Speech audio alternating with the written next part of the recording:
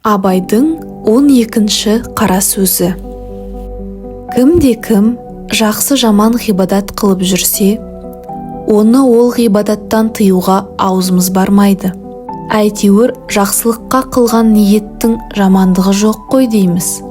Ләкин сондай адамдар толымды ғибадатқа ғылымы жетпесе де қылса екен.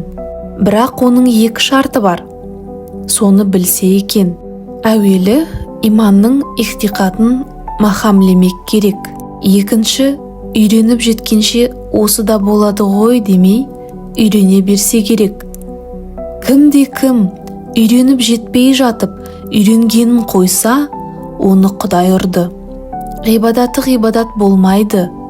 Уәләкин, кімде-кім иманның неше нәрсе бірлән кәмәлят табатығынын білмей, қанша жерден бұзылатығынын білмей, басына шалма орап, бірадар атын көтеріп, оразашыл, намазшыл болып жүрген көңілге қалың бермей тұрып, жыртысын салғанға ұқсайды.